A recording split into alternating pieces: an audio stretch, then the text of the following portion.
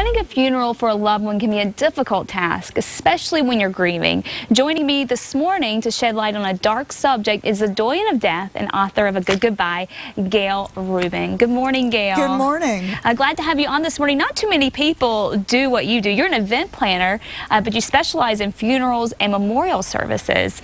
Can you tell me more about what you do and kind of what compelled you to get into this? And I'm also a certified celebrant. I just became a celebrant, somebody who can conduct a meaningful, memorable, good goodbye for someone. I got into this because I had a very creative second wedding, and everyone had so much fun.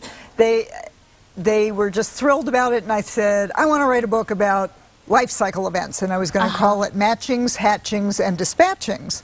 And I got to do a column in the Tribune by that name, and it was the columns on dispatchings about funerals and death that got the most reader response, and it told me there's a real need for this information. So from weddings to funerals. Yeah, well, they're both parties that people need to plan, but funerals are the parties no one wants to plan. I was just going to ask you that. I mean, of course, there's all kinds of time and effort involved in planning a wedding, and everyone's usually prepared for it. When it comes to planning a funeral, do you find that people are prepared when it happens, when that day comes? Only 24% of people in this country have pre-planned their funerals. So the majority have not, and they haven't had a conversation either. So when it happens, not if, but when, a lot of people are left in the lurch, and it doesn't have to be that way. You can save money, you can save stress at a time of grief, and you can create something really meaningful and memorable. Right. Well, that day is coming for everyone, like you said. A lot of people don't want to talk about it, but October 30th is actually Create a Great Funeral Day, which I think is kind of a reminder that, hey, you need to start planning this.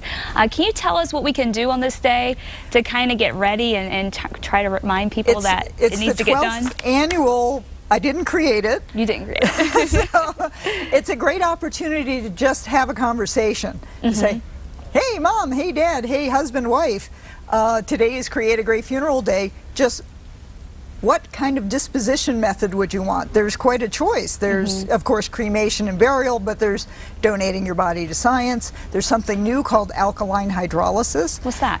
It's basically dissolving your body into a inert liquid. And that's something that's up and coming. Oh, okay. Now, what about, do people, I know you kind of see this in sci-fi movies, but I did want to ask you, do people try to preserve their bodies for maybe like the future if science comes back around? I don't know. That's cryogenic. Some people are doing it.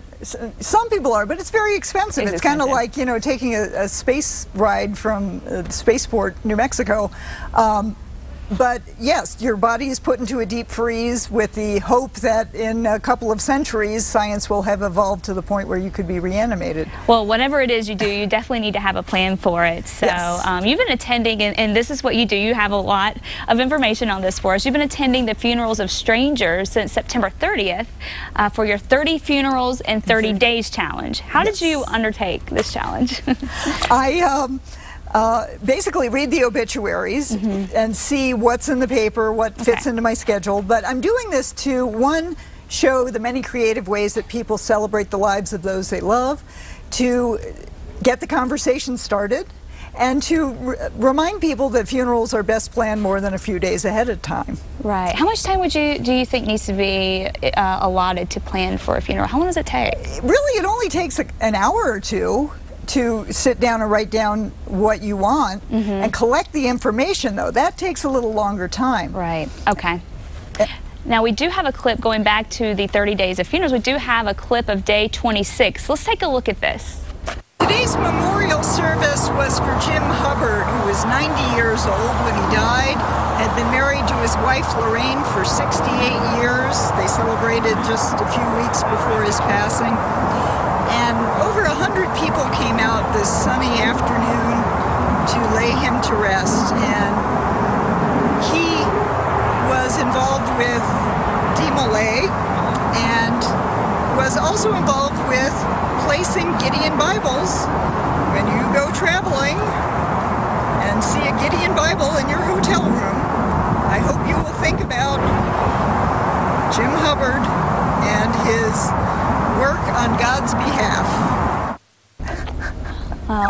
We all want to be remembered, of course, when we go. And then you did 30 funerals in 30 days, literally. Wow. And some of the most creative ones were held outdoors and were held in special places that had meaning to the person who had died. There was a mini balloon fiesta for Sam Baxter, who was the field director for the fiesta for a number of years.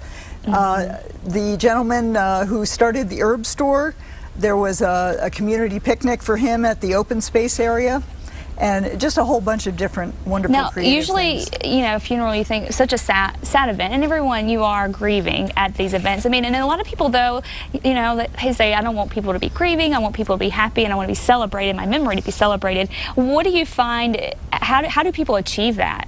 Well, it's a combination of, you want to remember the person, and that includes happy memories as well as sad memories. So you're going to tell stories that are going to make people laugh, but you'll also remember things about them that will bring a tear to the eye, and that's a good thing, actually. We do need to express our grief at a funeral, and as well as celebrate the life. Okay, now earlier talking about this, the Newly Dead game. What is this about, and how do you play it? Okay, you remember the Newlywed game? Yes, of course. Okay, so you're testing couples how well they know each other at the beginning of their relationship. Well, the Newly Dead game is testing couples how well they know each other on their last wishes.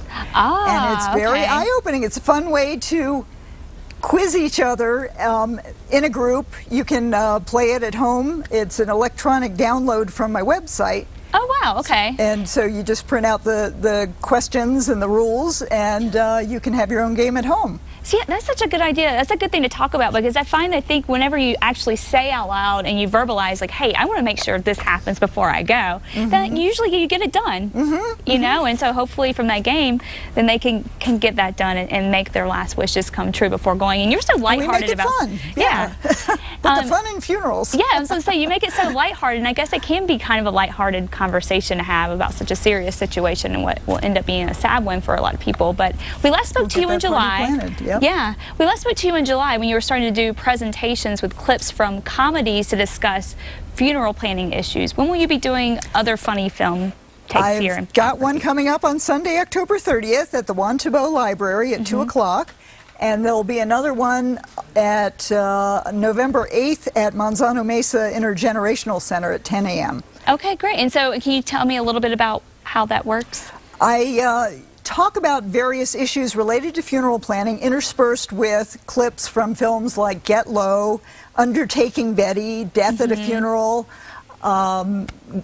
Waking Ned Divine. So wonderful films that people can then watch at home and have a conversation. Right. Well, we definitely want to get those conversations started. Like you said, 70% or more people not prepared for the funerals when they happen. Where can our viewers find your website? agoodgoodbye.com. And you can also access the Family Plot blog through there too, thefamilyplot.wordpress.com. Well, there's all the information there for you on the screen. Thank you so much for coming in. Great information for us this morning. And Thanks for having me. We'll have all that info up on our website, casa.com.